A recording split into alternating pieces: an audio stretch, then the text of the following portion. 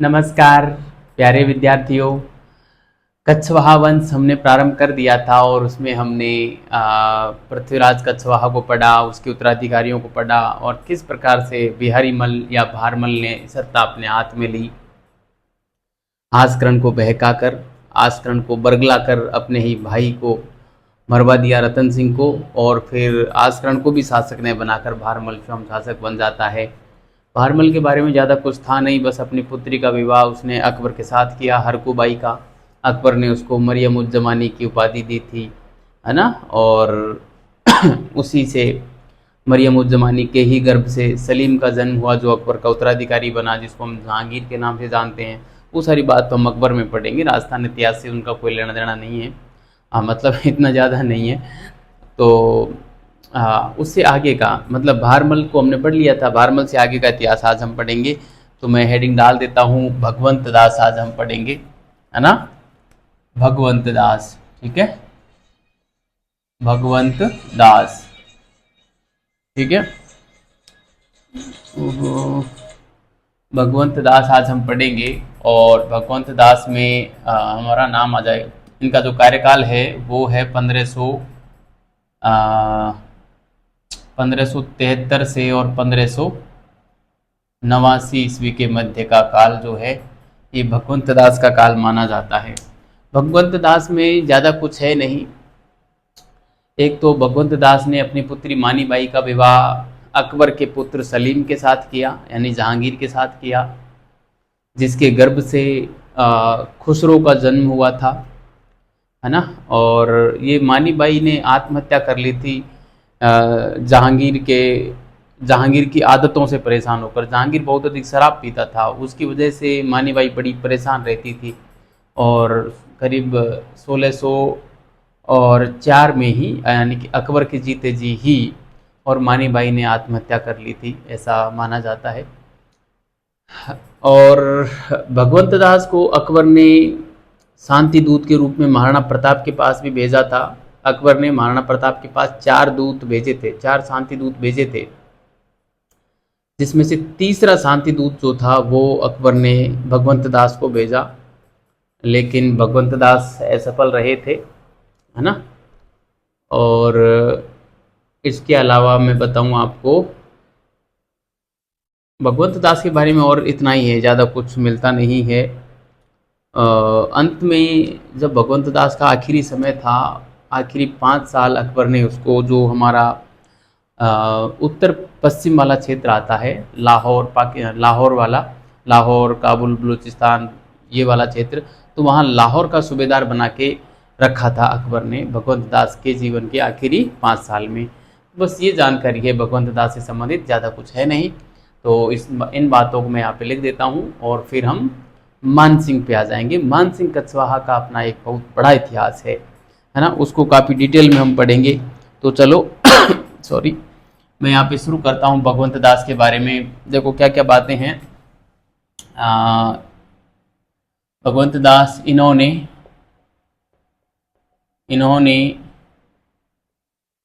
अपनी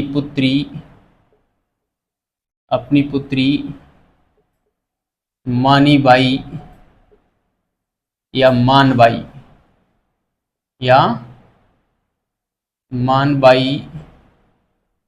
का विवाह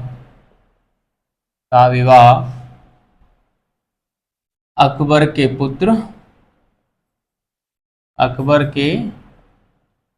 पुत्र सलीम के साथ किया था। सलीम के साथ किया था, ठीक है, जिससे खुसरो का जन्म हुआ, जिससे सलीम कौन है ये, जिससे सलीम है जहांगीर, जो अकबर का उत्तराधिकारी बनेगा, मुगल बादशाह जहांगीर। सलीम को एक पुत्र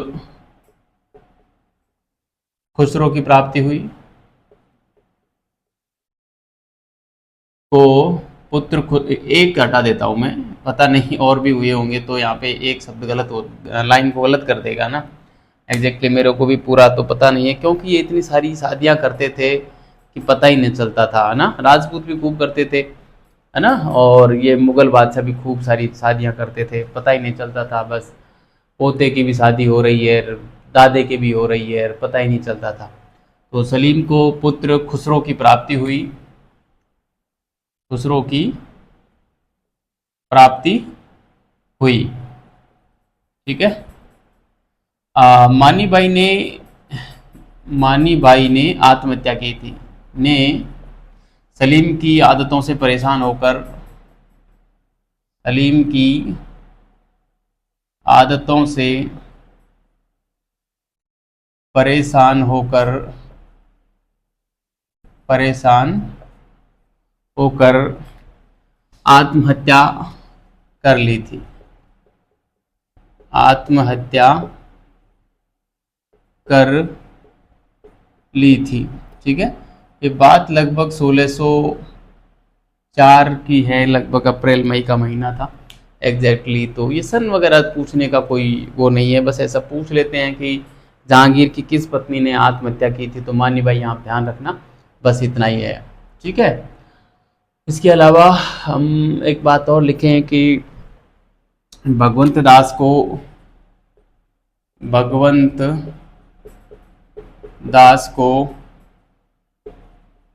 अकबर ने प्रताप के पास, महाराणा प्रताप है ना, प्रताप के पास शांति दूत के रूप में भेजा था। ये मैं लिखा चुका हूं पहले, शांति दूत के रूप में भेजा था, मगर असफल रहा,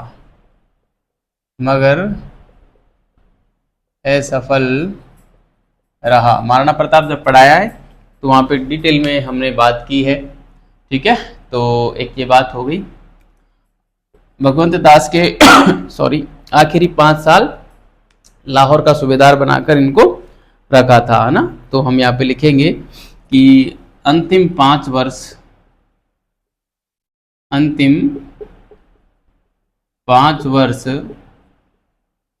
भगवंत दास को अकबर ने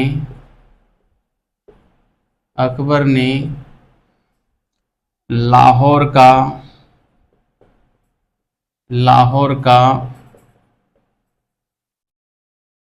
सूबेदार बनाकर रखा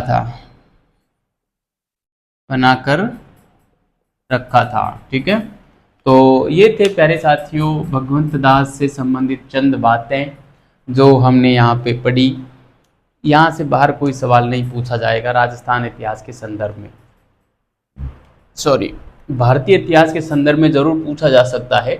उसको हम जब मध्यकालीन भारत पढ़ेंगे और जब हम अकबर पढ़ेंगे तब हम डिटेल में पढ़ेंगे। अकबर के ऊपर कम से कम मान के चलो 25 से 30 घंटे क्लास लगेगी, कम से कम है 30 घंटे, है ना। अकबर बहुत विशाल है ना। तो वहाँ पे हम ढेर सारा पढ़ेंगे अकबर के ऊपर, ठीक है। तो अब यहाँ पे मैं इतना ही करवाऊंगा। राजस्थान इतिहास के संदर्भ में वैसे पूछा इतना ही जाएगा मैक्सिमम, है ना। अब हम इनका उत्तराधिकारी मान सिंह कछवाहा को पढ़ेंगे, जो कि बहुत बड़े शासक हैं, मान सिंह कछवाहा, ठीक है। मान सिंह कछवाहा अपने आप में बड़ा नाम, 1589 से शासक रहेंगे और 1614 तक शासक ये रहे थे, है ना। जयपुर के शासक 1589 से और 1614 तक रहे। लेकिन ये जो थे मान सिंह कछवाहा, इनका जन्म तो 1550 मोमिनाबाद में हुआ था और 1562 ईस्वी में ही मान सिंह कछवाहा चले गए थे अकबर की शरण में और अकबर की सेवा की जम के।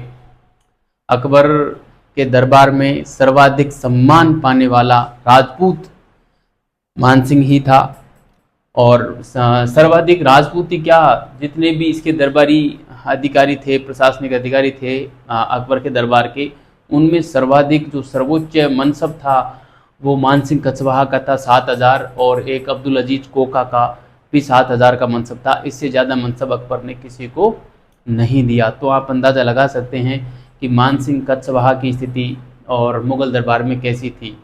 अकबर इसको अपना दत्तक पुत्र समझता था, इसलिए इसको फरजंद की उपाधि दे रखी थी। फरजंद का मतलब पुत्र होता है ना। राजा की उपाधि भी इसको दी। तो देखो इसका जो कार्यकाल है विद्यार्थियों, मैं आपको सॉरी यहाँ पे बताऊं, एक तो ये राजकुमार के रूप में इसने सेवा दी है ना। कैसे? राजकुमार के रूप में सेवा दी, राजकुमार के रूप में। और एक ये रहा है शासक के रूप में सेवा दी है, शासक के रूप में। ठीक है, शासक के रूप में इसने एक तो अकबर के समय में रहा है और एक जहांगीर के समय रहा है ना। अकबर के समय और एक है जहांगीर के समय। जहांगीर के समय इसकी स्थिति थोड़ी डाउन पड़ गई थी, क्योंकि इसने जहांगीर का समर्थन नहीं किया था, इसलिए। ठीक है, तो इसके देखो राजकुमार के रूप में जो कार्यकाल रहा इसका 1562 से और 1589 ईस्वी तक रहा, अपने पिता की मृत्यु तक, है ना। 1589 में भगवंत दास की मृत्यु होती है, तब तक ये राजकुमार के रूप में मुगल दरबार में सेवा दी, जो कि अकबर के समय रहा। और अकबर की जो सेवा की इसने वो की कब तक की है? 1562 से और 1605 तक तो अकबर की सेवा की है, जो कि राजकुमार और शासक दोनों के रूप में रही है। राजकुमार के रूप में तो 89 और शासक के रूप में मैं यहाँ पे लिखना चाहूँगा 89 से 1605 तक, है ना। 89 से 1605 है ना, ये आ जाएगा 89 1605। और 1605 से 1614 ईस्वी तक जो है ये रहे हैं जहांगीर के दरबार में, और 1614 में जाके इसका देहावसान हो जाएगा मानसिंह कच्छवाहा का। ठीक है, तो इस प्रकार का इसका कार्यकाल रहा है। जन्म से ही ये वहाँ जन्म से तो खैर क्या, जब 12 साल की उम्र थी 1550 में जन्म हुआ और 1562 में अकबर के दरबार में चले गए थे। ठीक है, तो ये बात हम लिखेंगे। अब इसका एक जीवन परिचय मैं अगली स्लाइड पे आता हूँ, आप इसको उतारें और मैं इसको मिटा रहा हूँ। ठीक है, तो विद्यार्थियों आपको अच्छे से चीज़ समझ आ रही होगी, पूरी कहानी फॉर्मेट में है, आप इसको बढ़िया तरीके से समझना और पूरा एकदम कहानी फॉर्मेट में समझोगे, बार बार पढ़ोगे ना चीज़ें, जिस प्रकार से मैं याद करके लाता हूँ ना, ऐसे कैसे आप भी याद कर सकते हैं। कोई बहुत बड़ा इशू नहीं है, इतिहास इतना बोरिंग नहीं है जितना लोग समझते हैं और मानते हैं। जिनको साइंस समझ नहीं आती, साइंस में जो बीएससी एमएससी किए हुए रहते हैं वो भी साइंस फैकल्टी को छोड़ के हिस्ट्री में आके और अपना करियर बना लेते हैं। हिस्ट्री तो इतनी शानदार है, इतनी आसान है ना। चलो मैं जीवन परिचय लिखता हूँ थोड़ा सा। ठीक है, परिचय लिखता हूँ, परिचय लिखते हैं।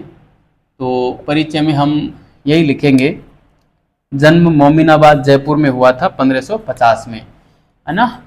जन्म 1550 ईस्वी कहाँ हुआ?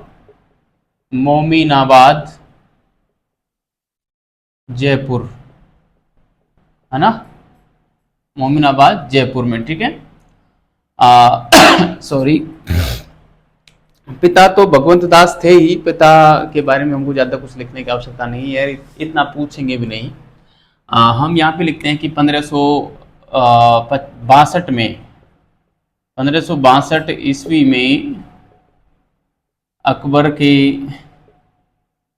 के दरबार में गए, अकबर के दरबार में गए। वह अकबर ने इनको अपना दत्तक पुत्र माना। वह फरजंद की उपाधि दी। फरजंद, है ना, फरजंद होता है पुत्र। ठीक है, फरजंद का मतलब पुत्र। फरजंद की उपाधि दी, की उपाधि दी। ठीक है, एक बात हो गई ये। सॉरी, मुगल दरबार में सर्वाधिक काल तक सेवा देने वाला राजपूत था ये भी बात हमको यहाँ पे लिखनी पड़ेगी, कई बार पूछ लेते हैं। तो मुगलों की सर्वाधिक काल तक, सर्वाधिक समय तक सेवा करने वाला, सेवा करने वाला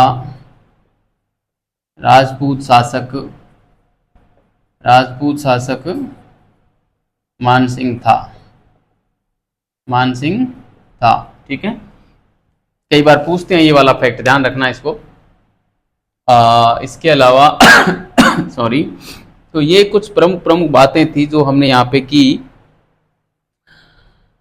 अकबर ने इसको सर्वाधिक मनसब दिया था। अकबर, ये भी बात मैं वैसे लिख देता हूँ, वरना हम आगे भी लिख देंगे। हम लिख सकते हैं, अकबर ने अपने दरबारियों में सर्वाधिक मनसब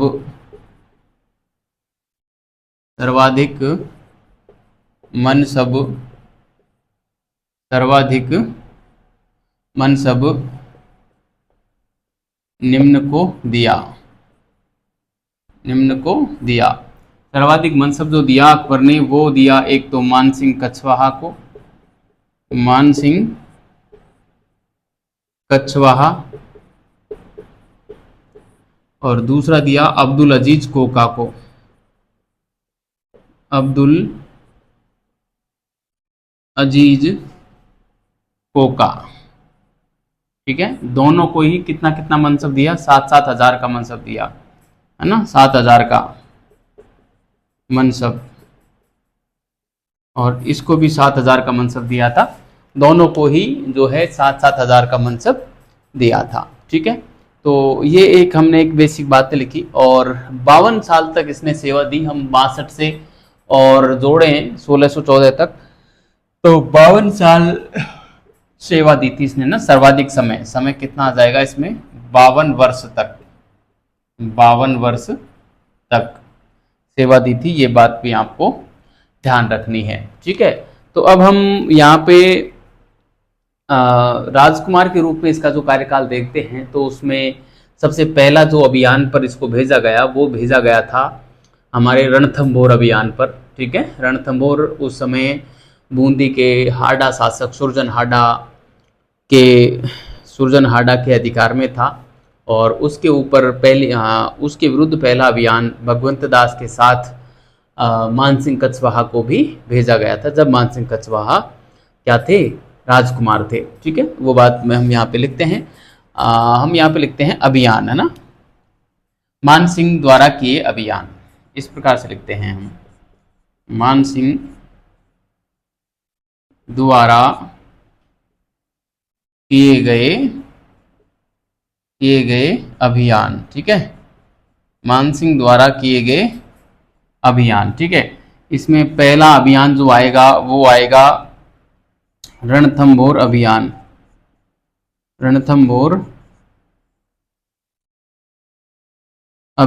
ठीक है। रणथंभौर अभियान पहला अभियान आएगा, ठीक है। तो सॉरी, यही है, 1569 में ये अभियान किया था, और भगवंत दास के साथ इनको भेजा गया था, मानसिंह को, ठीक है। तो यहाँ पे मैं लिखता हूँ, फरवरी का महीना था, फरवरी 1569 ईस्वी में भगवंत दास के साथ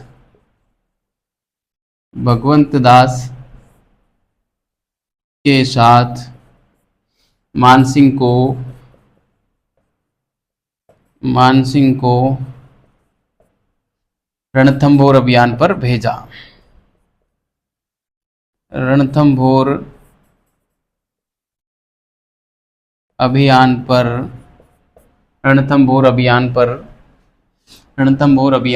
पर भेजा, ठीक है। इस समय रणथंभौर चौहानों की हाडा शाखा चौहानों की हाडा शाखा बूंदी के सुरजनहाडा के अधिकार में था, के अधिकार में था।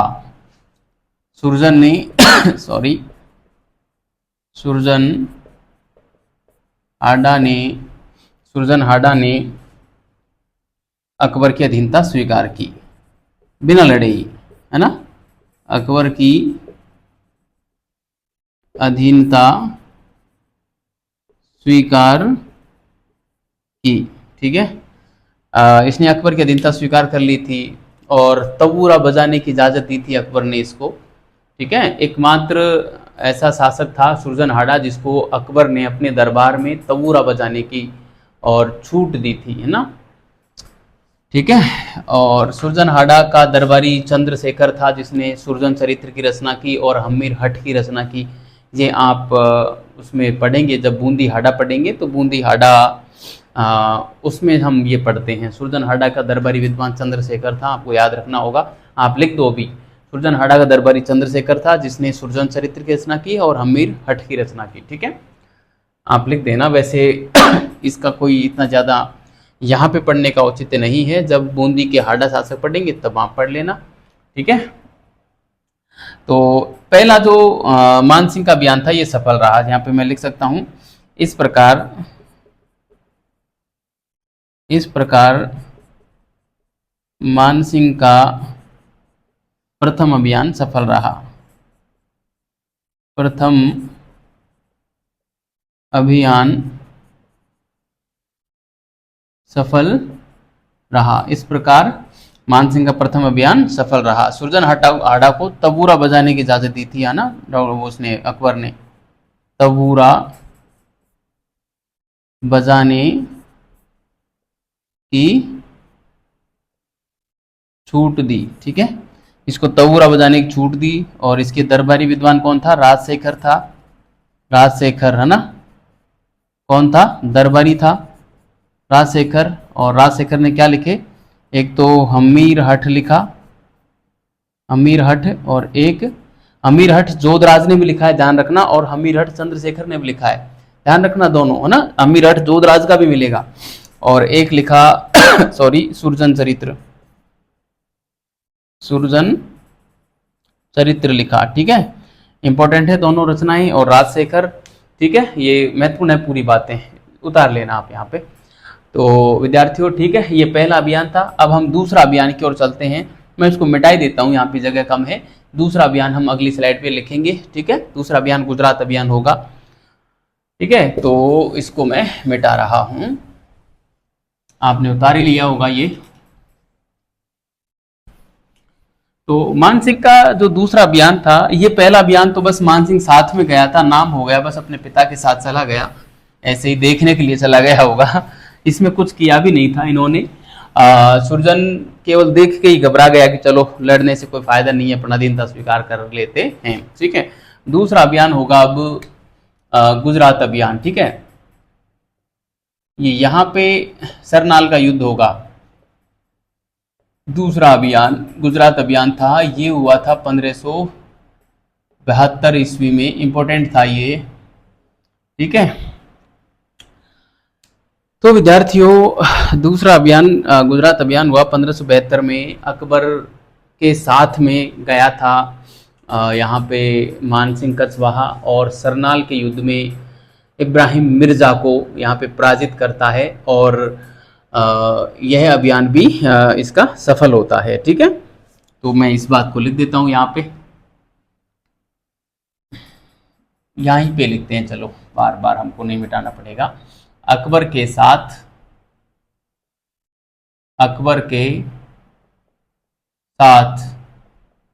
मानसिंह, अकबर के साथ मानसिंह गुजरात अभियान करता है, गुजरात अभियान करता है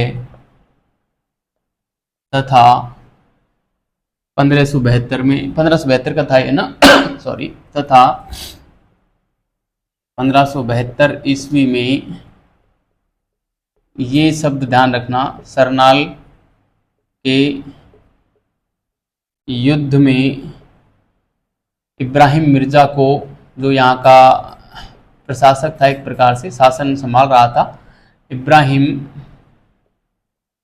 मिर्जा को पराजित करता है, पराजित करता है। ठीक है, इसमें यहाँ पे हम इतना ही पढ़ेंगे। जब हम अकबर को पढ़ेंगे तो यहाँ पे ढेर सारी बातें हैं, है ना। अकबर का पुर्तगालियों से संबंध, अकबर के द्वारा समुद्र को पहली बार देखना, और अकबर यहाँ से लौट जाते हैं और सॉरी, फिर यहाँ पे पुनः विद्रोह होता है, फिर अकबर को तुरंत लौट के आना पड़ता है, इसलिए ये अकबर का सबसे द्रुतगामी अभियान भी माना जाएगा, है ना। मात्र 7-8 दिन या 9 दिन में, संभवतः 9 दिन में ही, और बहुत बड़ी दूरी उस जमाने में अकबर तय करता है ना। तो ये सारी बातें हम अकबर में पढ़ेंगे, और भी बहुत सारी बातें हैं, बहुत सारी बातें हैं, है ना, वो सारी बात पढ़ेंगे।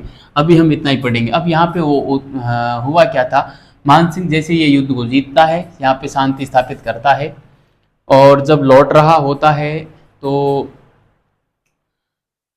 जो हमारे डूंगरपुर है दक्षिण में, डूंगरपुर का शासक था, डूंगरपुर का शासक था आस्करण। आस्करण को भी ये पराजित करता है। आस्करण के सेनापति थे बाघा और दुर्गा, वो मानसिंह से लड़ते हुए वीरगति को प्राप्त हुए, अद्भुत वीरता उन्होंने दिखाई। फिर जब डूंगरपुर को भी इसने जीत लिया तो अकबर ने संदेशा भिजवाया मानसिंह को कि आप आ तो रहे हो, आप मेवाड़ भी चले जाइए और महाराणा प्रताप के पास आप शांति दूत के रूप में जाइए। महाराणा प्रताप यदि मान लें अपनी बात तो अपनी अधीनता स्वीकार कर लें, तो एक बार उनसे बात करके आइए। तो कहते हैं कि ये मानसिंह जाते हैं वहाँ पर, और लेकिन वार्ता सफल नहीं होती है। ये बात मैं वहाँ पे आपको पढ़ा चुका हूँ, जब प्रताप पढ़ाया, महाराणा प्रताप पढ़ाया तब, है ना। तो बस इतना ही मैं यहाँ पे लिखूँगा। इस अभियान से लौटते समय, इस अभियान से लौटते समय, इस अभियान से लौटते समय मानसिंह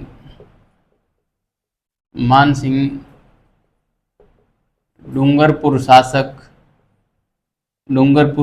ये शासक का नाम ध्यान रखना, पूछते हैं बहुत बार। डूंगरपुर शासक आस्करण को भी पराजित करता है, डूंगरपुर शासक आस्करण को भी पराजित करता है सॉरी।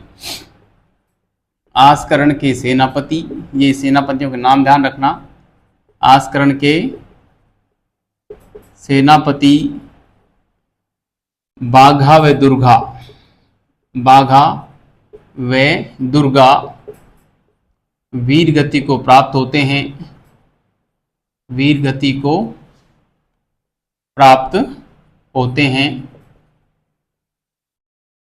वीरगति को प्राप्त होते हैं। ठीक है, आस्करण ने अधीनता स्वीकार ली थी सॉरी। अब यहाँ से शांति दूत के रूप में अब जाते हैं मेवाड़। ठीक है, मैं एक बात लिखूंगा। इसके बाद अकबर मानसिंह को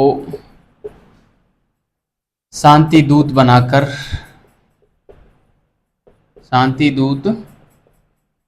बनाकर महाराणा प्रताप के पास भेजते हैं। महाराणा प्रताप के पास वार्ता हेतु भेजते हैं, वार्ता हेतु भेजते हैं, मगर वार्ता असफल रहती है, मगर वार्ता असफल रहती है। ठीक है, तो वार्ता असफल रहती है। मानसिंह लौट आते हैं। तब मानसिंह लौटते हैं तो अकबर को बड़ा ही दुख होता है कि एक राजपूत राजपूत से हार कर आ रहा है, ऐसी मान्यता थी अकबर की। और अकबर मान सिंह से बड़ा ही खफा हुआ, नाराज हुआ और राजधानी से दूर इसको उत्तर पश्चिम क्षेत्र में भेज दिया। ठीक है, बलूचिस्तान, काबुल, कंधार वाले क्षेत्र में भेज दिया। ठीक है, तो मैं एक बात और लिखता हूँ यहाँ पे, इस असफलता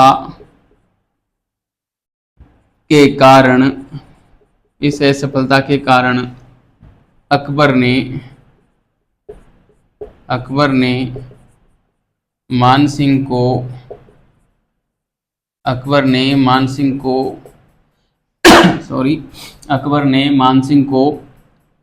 राजधानी से दूर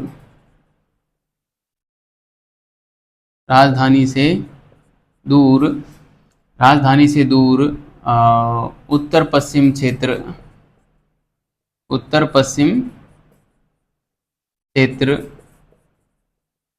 में भेज दिया। उत्तर पश्चिम क्षेत्र में भेज दिया। ठीक है, तो इस प्रकार से मानसिंह का ये गुजरात अभियान समाप्त होता है। और वैसे तो ये गुजरात अभियान तो सफल रहा था, लेकिन डूंगरपुर को भी जितना सफल रहा, लेकिन मेवाड़ के खिलाफ कोई सफलता मानसिंह को नहीं मिली, आगे भी नहीं मिलने वाली। हमने पूरा पढ़ा है डिटेल में। अब उत्तर पश्चिम में इसका होगा बलूचिस्तान अभियान। ठीक है, वो हम हेडिंग डालते हैं बलूचिस्तान अभियान, और देखिए वहां पे किस प्रकार से क्या होता है। बलूचिस्तान अभियान। ठीक है, बलूचिस्तान अभियान में यहाँ पे हुआ क्या था विद्यार्थियों, हुआ दरअसल यूँ था कि बलूचिस्तान जो क्षेत्र है, वर्तमान में पाकिस्तान वाला क्षेत्र उधर पड़ता है, अफगानिस्तान वगैरह, वहाँ पे कई सारी जातियाँ रहती थी, आज भी रहती हैं। जैसे यूसुफजई है, अफरीदी है ना, रोशनियाई है, इस प्रकार से कई जनजातियाँ वहाँ पे रहती थी। ठीक है, अफरीदी तो आज भी रहते हैं ना। अफरीदी तो आपने नाम सुना होगा, शाहिद अफरीदी का, पाकिस्तान का एक बहुत बड़ा क्रिकेटर है शाहिद अफरीदी नाम का। अब तो खैर संन्यास ले लिया, लेकिन बड़ा गजब का क्रिकेटर था। 2007 T20 वर्ल्ड कप जो हुआ, जिसको भारत ने जीता था, उसमें मैन ऑफ द सीरीज भी वो रहा था। तो इस प्रकार की जनजातियाँ वहाँ पे पाई जाती हैं। तो ये जनजातियाँ वहाँ पर लगातार विद्रोह कर रही थी। मानसिंह वहाँ गए और करीब दिसंबर 1580 में सादमल बेग नामक एक रोशनियाई एक था विद्रोही, उसकी हत्या की, और जो रोशनिया जनजाति थी उसको, उसके विद्रोह को शांत किया। ठीक है, और कहते हैं कि 1580 का जो काल था ना, वो मानसिंह के जीवन काल का कठिनतम काल था, क्योंकि इस समय एक तो अकबर उससे नाराज था, सबसे बड़ी बात। दूसरी बात, यहाँ पे भेजा तो उत्तर पश्चिम क्षेत्र में भेजा तो बलूचिस्तान में अलग विद्रोह हो रहे थे, काबुल में भी अलग विद्रोह हो रहे थे, काबुल में, है ना। तो इस प्रकार से जो है ये काफ़ी संघर्षपूर्ण समय था मानसिंह कछवाहा का। 1580 माना जाता है कि मानसिंह का सबसे कठिनतम काल था 1580 का। 1581 में जाके और इसने मिर्ज़ा हाकिम को मार भगाया काबुल से, और काबुल पर अधिकार कर लिया। फिर अकबर ने काबुल की सूबेदारी 1581 में अकबर को, मानसिंह को दे दी। यह मानसिंह की पहली सूबेदारी थी, काबुल सूबेदारी, है ना। तो मानसिंह को पहली बार सूबेदार कहाँ का बनाया, काबुल का बनाया। कब बनाया, 1581 में बनाया। ये फैक्ट पूछते हैं, याद रखना, इंपॉर्टेंट फैक्ट है। और यहाँ पे किसको मार भगाया था, मिर्ज़ा हाकिम को, जो कि अकबर का ही जो है भाई था, है ना, अकबर का भाई था। मार के नहीं भगाया था शायद, मतलब भगा दिया था वहाँ से, उसके विद्रोह को शांत कर दिया था। मारा तो सादमल बेग की थी हत्या। ठीक है, सादमल बेग को मारा था। ठीक है, तो इस बलूचिस्तान अभियान में हम लिखते हैं सॉरी, इस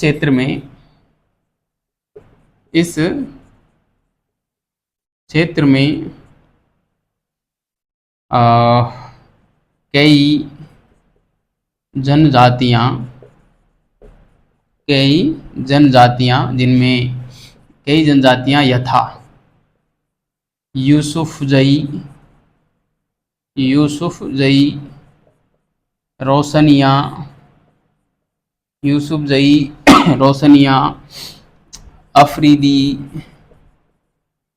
अफरीदी है ना, यूसुफजई, रोशनिया, अफरीदी, इस प्रकार की कई जनजातियां यहाँ पे जो है रहती थी। अफगानी भी थी, है ना, एक अफगानी भी थी, अफगानी आदि जनजातियां रहती थी। कई जनजातियां रहती थी जो कि लगातार विद्रोह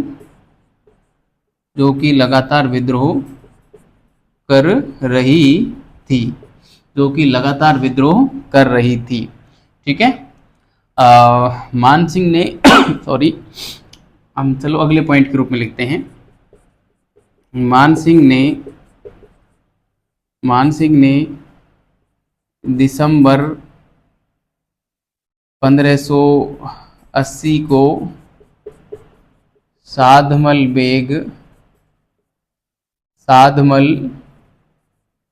बेग की हत्या करके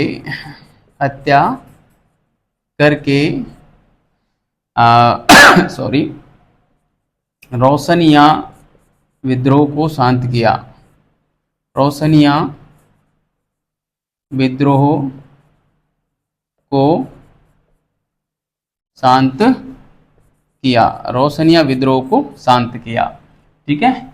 यह जो साल था मान सिंह का सबसे कठिनतम साल माना जाता है। इस बात को मैं यहाँ पे अलग कलर के पेन से लिखता हूँ। 1580 का वर्ष मान सिंह का कठिनतम काल माना जाता है। कठिनतम काल माना जाता है। ठीक है। तो एक बात हो गई ये। दूसरी बात मैं यहाँ पे लिखना चाहूँगा विद्यार्थियों, दूसरी क्या लिखूँगा, ये तो बलूचिस्तान में हो गई। 1581 ईस्वी में काबुल में मान सिंह ने अकबर का भाई लगता था मिर्जा हाकिम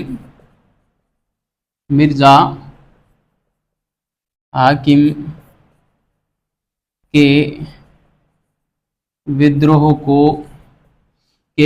को शांत किया। ठीक है। तब अकबर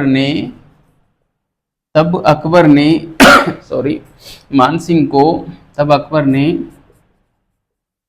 मान सिंह को काबुल का सूबेदार बनाया। यह मान सिंह की पहली सूबेदारी थी। यह मान सिंह की पहली सूबेदारी थी। ठीक है। यह मान सिंह की पहली सूबेदारी थी। तो मान सिंह की पहली सूबेदारी कहाँ मिली? काबुल में मिली। कब मिली? 1581 में मिली।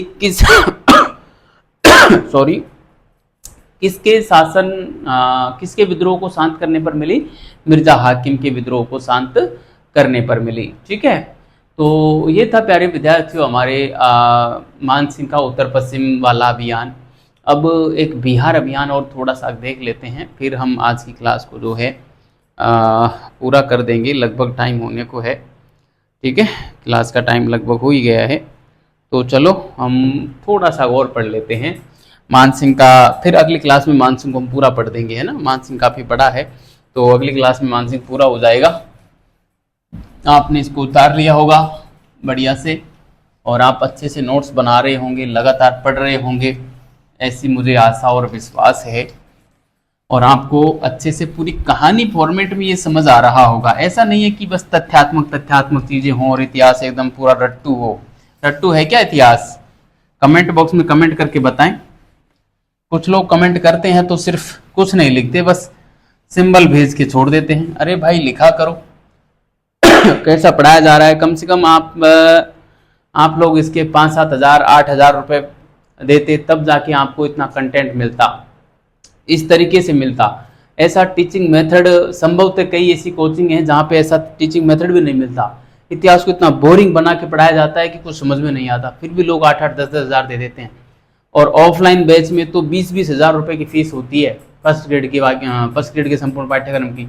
और आपको यहाँ पे फ्री में जब कंटेंट मिल रहा है तो आप एक अच्छा कमेंट तो कर ही सकते हैं ना, और आपको अच्छा लगे तो शेयर भी कर सकते हैं अपने दोस्तों के साथ, ताकि हो सकता है उन लोगों को तो ज़्यादा फ़ायदा नहीं हो, कम से कम मुझे तो फ़ायदा हो ही जाएगा, है ना। तो आप क्योंकि फ़ायदा तो खैर क्या ही है, मुझे कोई यहाँ से कोई पैसा बहुत ज़्यादा नहीं मिलता अभी तो पैसा मोनेटाइज होता है चैनल, उसके बाद कुछ मिलता है, तो वो भी अभी तक तो ऐसा कुछ है नहीं, ठीक है। तो कम से कम आप इसको शेयर करोगे तो मुझे एक मोटिवेशन मिलेगा कि चलो हमारे पीछे कोई बैठा है, कोई दूर बैठा हुआ भी हमारे बारे में कुछ तो सोच रहा है ना। वरना चैनल तो बहुत चला रहे हैं, और विद्यार्थियों में यदि यहाँ पे कट ऑफ की वीडियो डालूँ, ये वैकेंसी आ गई इसका वीडियो डालूँ, तैयारी कैसे करनी है ये डालूँ, और पढ़ाऊँ नहीं, तो उसमें व्यूज ज़्यादा आते हैं। मेरा तो फ़ायदा वहाँ पे ज़्यादा है और मेहनत कम होती है, वो 10-15 मिनट का ही एक वीडियो बनाना होता है। लेकिन यहाँ पे मुझे 1 घंटे की क्लास लेनी होती है, और उस 1 घंटे की क्लास में मुझे 3 घंटे पढ़ना पड़ता है, तब जाके पूरी क्लास इतने ढंग से तैयार हो पाती है कि मैं बिना देखे और तजुर्बे से बोल सकूं और अच्छे तरीके से आप लोगों को सुना सकूं, है ना। तो इतनी मेहनत के पीछे मैं आपसे कुछ कमेंट मांगता हूं, कुछ ये मांगता हूं कि आप शेयर कर दें। अब यदि वो भी आप नहीं कर पा रहे हैं तो मतलब मत करना आप, क्योंकि मैंने जब चैनल खोला था, ओपन किया था, तो आप लोगों से ये शर्त नहीं रखी थी कि आप चैनल शेयर करेंगे तो ही मैं पढ़ाऊँगा, आप मेरा चैनल सब्सक्राइब करेंगे तो ही मैं पढ़ाऊँगा, आप कमेंट करेंगे तो ही मैं पढ़ाऊँगा। ऐसी कोई शर्त मैंने आपके साथ नहीं रखी थी। आपको लगता है कि कोई दूर बैठा हुआ एक परदेसी हमारे लिए कुछ कर रहा है, तो हम भी उनके लिए कुछ कर दें तो आप कर देना, बाकी कोई दबाव नहीं है, ठीक है। चलो बिहार अभियान की हम बात कर लेते हैं। बिहार अभियान, ठीक है, ध्यान रखना, बिहार अभियान ये भी काफ़ी महत्वपूर्ण अभियान है। बिहार अभियान या बिहार की सूबेदारी मिलना 1587 में, और यहाँ पे भेजा गया था बिहार में मान सिंह को। यहाँ पे कुछ तो जो है राजपूत थे और कुछ अफ़गानी थे जो विद्रोह कर रहे थे। आपको पता ही होगा अफ़गानों के साथ इनका काफ़ी लंबा संघर्ष चला, है ना। तो कुछ अफ़गानी और कुछ राजपूत यहाँ पे विद्रोह कर रहे थे, तो मान सिंह ने पटना को अपनी राजधानी बनाकर और इन विद्रोह का यहाँ पे दमन कर दिया था। इसी दरमियान 1589 में इनके पिता भगवंत सिंह का देहांत होता है, तो पटना में ही मान सिंह का जनवरी 1589 में और राज्याभिषेक होता है। फिर दोबारा राज्याभिषेक आमेर में होता है, जिसमें अकबर भी भाग लेते हैं और इसको फरजंद की उपाधि देते हैं, 5000 का मनसब देते हैं। कालांतर में यह मनसब बढ़ाकर 7000 कर देते हैं, ठीक है। तो ये सारी बातें हम इतनी सी बातें यहाँ पे लिख देता हूँ, और फिर जो है अगली क्लास में पढ़ेंगे, ठीक है। तो क्या था देखिए, 1587 में अकबर मान सिंह को बिहार की सूबेदारी देते हैं, है ना, बिहार का सूबेदार बना दिया। यहाँ पर अफगानियों व राजपूतों के विद्रोह हो रहे थे, राजपूतों के विद्रोह हो रहे थे, ठीक है। सॉरी, अब यहाँ पे लिखेंगे मानसिंह ने पटना को अपनी राजधानी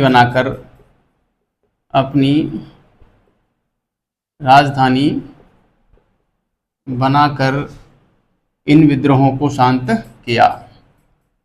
इन विद्रोहों को शांत किया। ठीक है, सॉरी, यहाँ पे शांति स्थापित कर दी। अब 1589 ईस्वी में भगवंत दास कौन था? मानसिंह का पिता था। सॉरी, मानसिंह का पिता व आमेर शासक, अभी हमने पढ़ाई है जस्ट इससे पहले, आमेर शासक की मृत्यु के बाद जनवरी 1589 में मृत्यु के बाद जनवरी 1589 ईस्वी में मानसिंह का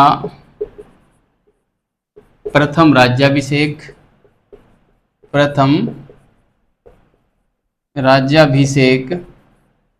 पटना में हुआ। पूछते हैं, ये स्थान पूछते हैं, पटना में हुआ। क्योंकि यहाँ पे ही था, अभी ये मतलब घर पे था ही नहीं, तो पटना में हुआ प्रथम राज्याभिषेक। ये ध्यान रखना, कब हुआ था? जनवरी 1589 ईस्वी में हुआ था। ठीक है, ये बात आपको ध्यान रखनी है। दोबारा राज्याभिषेक आमेर में हुआ। आगे दूसरा राज्याभिषेक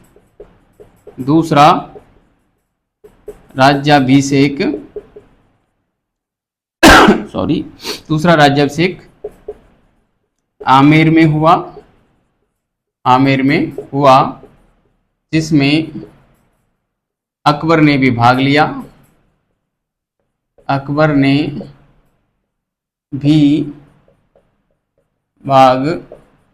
लिया तथा मानसिंह को 5000 का मनसब व राजा की उपाधि दी।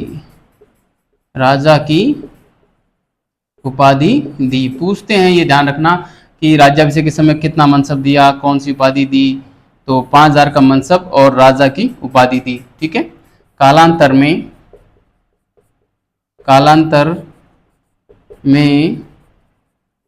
अकबर ने